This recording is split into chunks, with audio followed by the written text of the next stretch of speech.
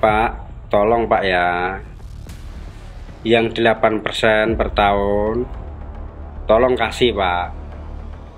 Masalahnya Bapak nih, saya tahu denger-denger nih mau nyalek gitu, harus dikasih Pak. Ini saya bingung Pak, mau ngejar siapa, saya nggak punya bayangan lagi selain Pak Ustadz Yusuf Mansur nih. Ketika hotel ini berstatus hotel syariah, tingkat huniannya itu sangat kecil dan secara operasional itu merugi. Lalu ketika tidak bersyariah lagi, jadi ketika Horizon keluar itu langsung hotel ini tidak bersyariah lagi di 2017. Itu pun tingkat huniannya juga sepi, sangat sepi. Inilah hotel yang dibangga-banggakan oleh Yusuf Mansur. Sementara konon Yusuf Mansur berdarah-darah untuk setiap bulan menangani hotel ini.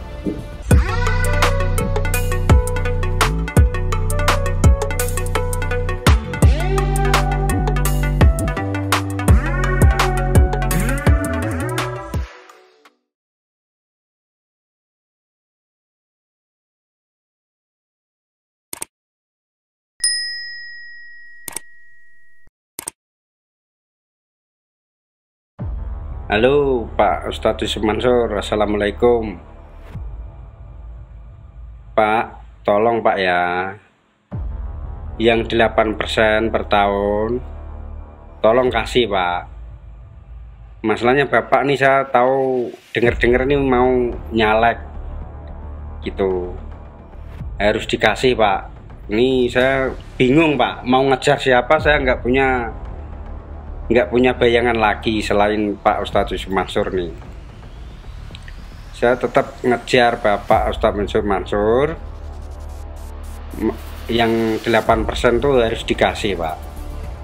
Masalahnya saya mau ngantar anak saya sekolah, itu belum ada motor Pak gitu.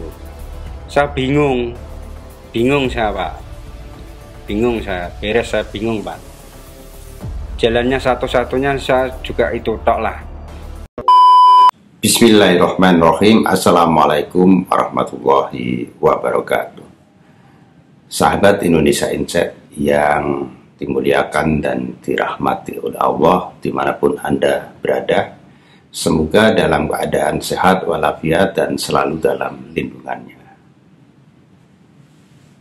Sahabat, ada satu proyek yang selama ini dibangga-banggakan oleh Yusuf Mansur selain Paytrend adalah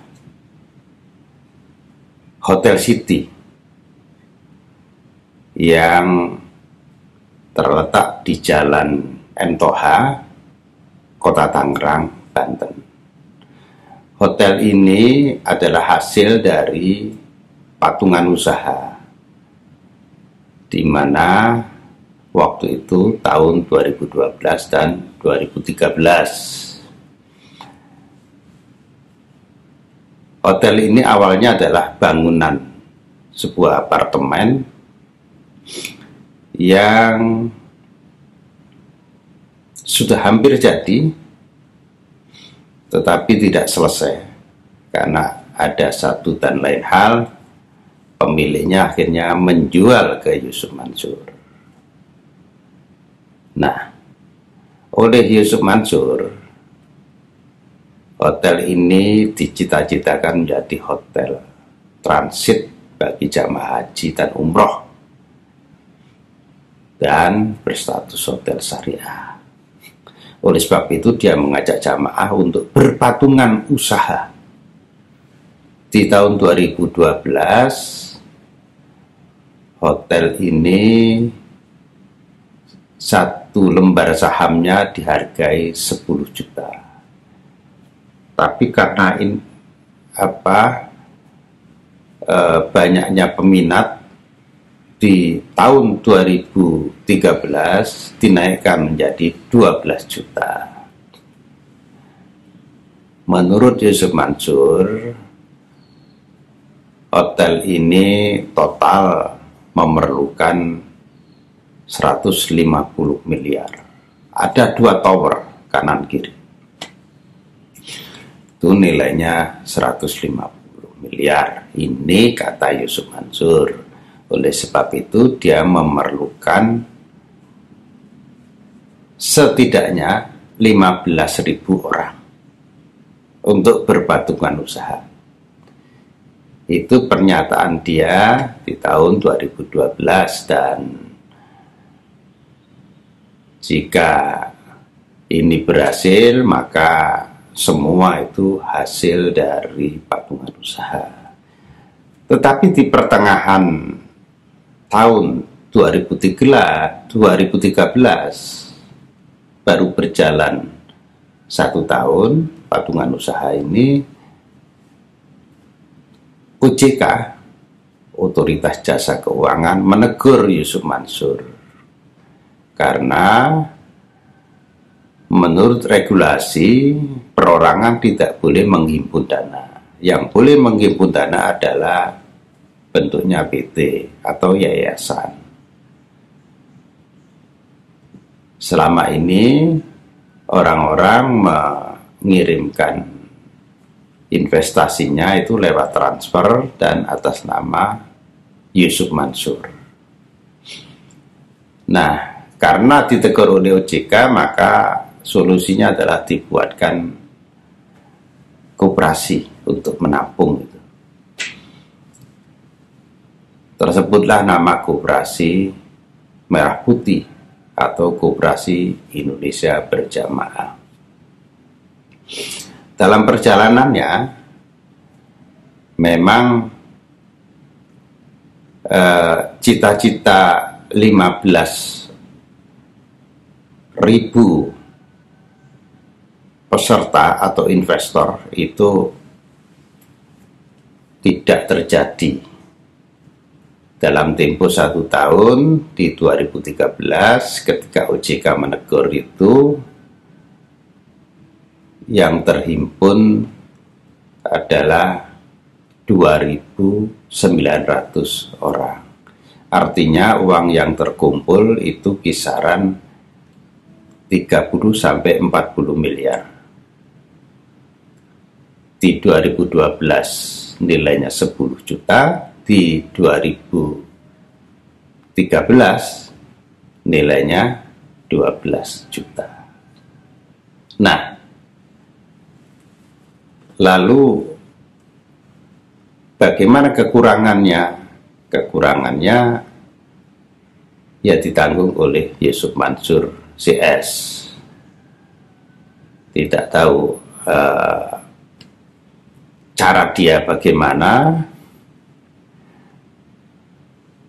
Yang jelas pemilik awal dari apartemen ini mengaku bahwa selama 10 tahun lebih ada kekurangan 5 miliar yang belum dibayar oleh Yusuf Mansur kepada dirinya, kepada pemilik apartemen itu. Dan itu sampai hari ini. Nah, saudara, dalam perjalanannya hotel ini akhirnya berdiri juga dan dibuka pada akhir Mei 2015. Dimanajemeni oleh Horizon. Memang ada tersebut Hotel City ini adalah hotel syariah. Tetapi tidak lama, hanya 2 tahun, di 2017 manajemen Horizon keluar. Lalu hotel ini dikelola oleh Yusuf Mansur sendiri. Nah, problemnya adalah ketika hotel ini berstatus hotel syariah, tingkat huniannya itu sangat kecil dan secara operasional itu merugi.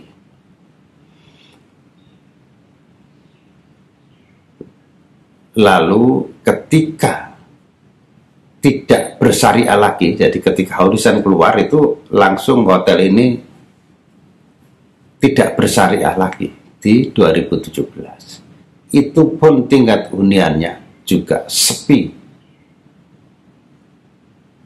sangat sepi. Inilah hotel yang dibangga-banggakan oleh Yusuf Mansur. Sementara konon Yusuf Mansur berdarah-darah untuk setiap bulan menangani hotel ini. Jadi ada beberapa hal di sini. Yang pertama adalah komitmen Yusuf Mansur bahwa ini adalah hotel bersyariah sebagai transit jamaah haji dan umroh. Ternyata zong di 2017 sudah tidak bersyariah lagi, dan sejak awal belum pernah terjadi transit para peziarah, orang-orang yang mau berhaji atau pulang dari haji atau berangkat umroh atau pulang dari umroh menggunakan hotel ini sebagai hotel transit. Tidak pernah terjadi. Nah, ketika kondisi yang sedemikian rupa ini dan Yusuf Mansur memutuskan untuk tidak bersyariah di 2017, maka sejatinya dia telah mengkhianati para investor. Lalu banyaklah para investor itu meminta kembali uangnya, dan ternyata ribetnya luar biasa. Salah satu investor itu adalah Suwarto, ya, orang Grobogan Jawa Tengah sana, yang di 2013 dia investasi 12 juta. Nah, di bulan Mei kemarin, di 2023, dia meminta investasinya. Ternyata setelah 2 bulan dan itu dia sudah bersusah payah ke sana kemari, hanya diberi pokoknya saja uang kerahiman yang dijanjikan 8% per tahun, itu tidak diberikan. Bahkan saat ini Suwarto sudah diblokir nomornya, tidak bisa lagi menghubungi Yusuf Mansur. Inilah fakta di lapangan, dan yang dialami Suwarto jamak dialami oleh investor yang lain. Suwarto masih beruntung, masih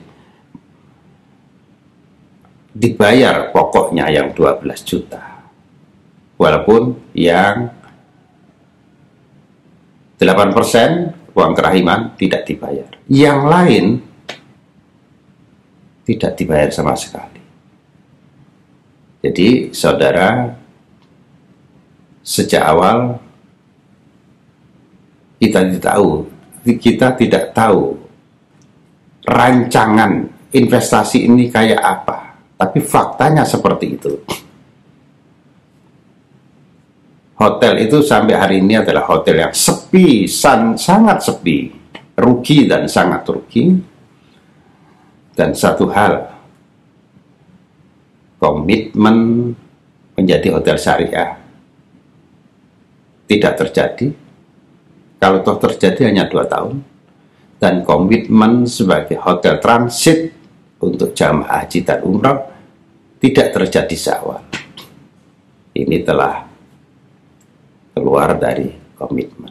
Saudara, demikianlah. Jika Anda punya komentar, silakan ditulis di kolom komentar. Dan jika video ini dinilai bermanfaat, silakan di-share.